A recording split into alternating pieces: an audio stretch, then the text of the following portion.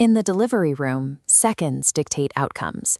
When a newborn fails to breathe, the clinical team's initial assessment is the only thing standing between a smooth transition and permanent hypoxic injury.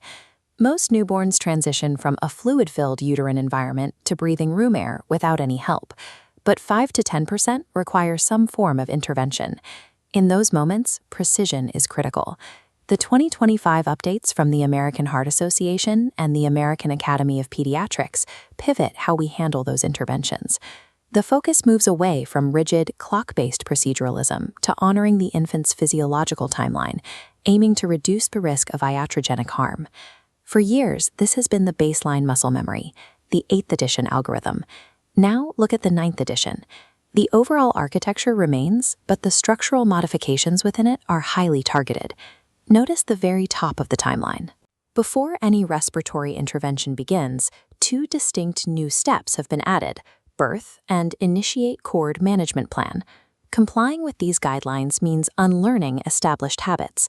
Clinicians must embrace a dynamic, observation-first approach to newborn hemodynamics right from the first second of life. That new mandate at the top of the algorithm requires teams to formulate a precise umbilical cord management plan immediately at birth, entirely before the initial 1-minute assessment block begins. The new baseline rule is straightforward. For most infants who do not require immediate resuscitation, umbilical cord clamping should be deferred for at least 60 seconds. If the infant is non-vigorous, the guidelines introduce umbilical cord milking as a reasonable alternative to early clamping. However, this intervention is tightly controlled by gestational age. Milking the intact umbilical cord from the placenta toward the baby is specifically indicated for the 35 to 42-week cohort. Conversely, there is a hard contraindication for preterm infants born at less than 28 weeks gestation.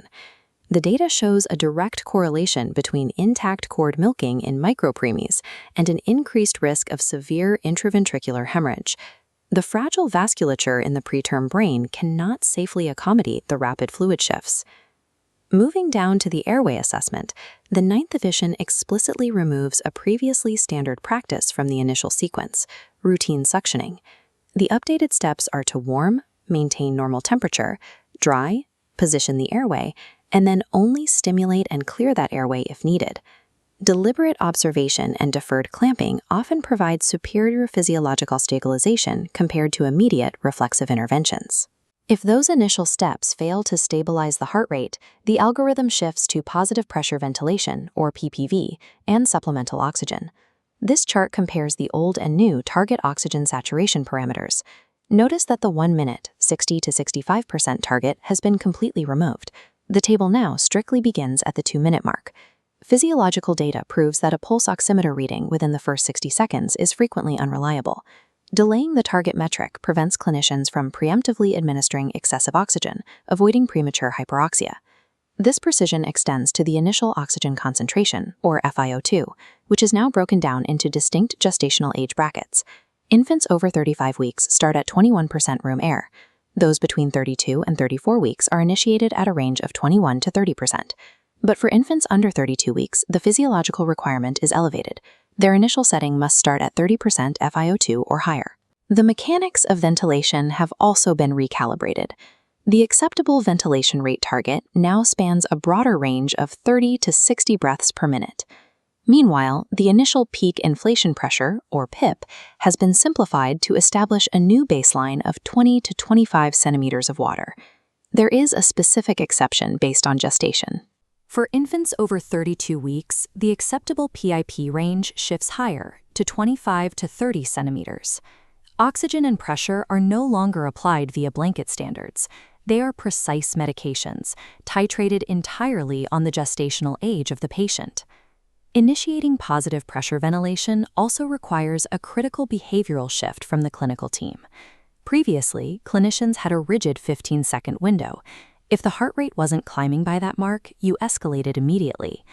The 9th edition extends this observation period. Clinicians now evaluate the heart rate over a 15 to 30-second window of ventilation. Triggering corrective steps within this window now requires dual criteria: a heart rate that is not increasing, combined with a distinct lack of visible chest movement. When those criteria are met, the team must execute ventilation corrective steps. Here, the 9th edition abolishes the requirement to perform these steps in a strict sequential order. You are now authorized to select and prioritize the specific steps most likely to be helpful, basing your actions directly on a real-time clinical assessment of the infant's airway and positioning. This expanded timeline honors the infant's delayed physiological response to PPV. It empowers clinicians to use their judgment to fix the problem, rather than just checking off a rigid list. If face mask ventilation fails to yield chest movement and a rising heart rate, the focus shifts to advanced airway interventions.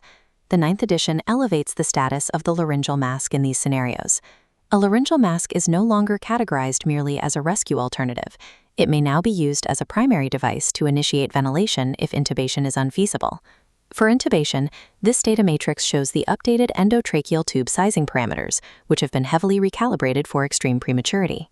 There is a new, highly specific category for micropreemies under 800 grams and between 22 and 25 weeks gestation.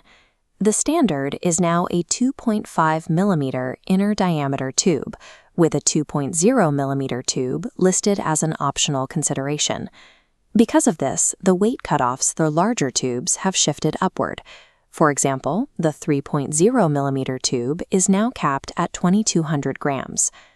Once the appropriately sized tube is selected, clinicians face the most critical anatomical adjustment in the 9th edition, the method for measuring ET tube insertion depth. The previous standard dictated measuring the estimated insertion depth mark against the baby's soft upper lip. The new standard requires the tube marking to be adjacent to the anterior edge of the baby's upper maxillary gum, precisely in the midline. Anchoring the measurement to a rigid skeletal landmark like the gum, rather than the highly malleable soft tissue of the lip, drastically reduces the risk of pushing the tube too deep and causing a right mainstem intubation. The hardware sizing and the anatomical landmarks have been optimized down to the millimeter to protect delicate preterm airways from mechanical trauma. Delivery room interventions do not happen in a vacuum. We have to zoom out to look at the broader systems of neonatal health. The American Heart Association has formalized this perspective with the new 7-link newborn chain of care. The entire 9th edition algorithm maps directly into the middle of this chain. Link 3 for initial steps, Link 4 for ventilation, and Link 5 for advanced resuscitation. But these resuscitation protocols rely entirely on the strength of the surrounding links, particularly Link 1, prenatal prevention, and Link 7, postnatal recovery. A perfectly executed delivery room algorithm is only as effective as the prenatal and postnatal care systems supporting the infant and their family long after the event. These 9th edition updates provide highly integrated physiological tools designed to drive macro-level reductions in neonatal mortality across the entire chain of care.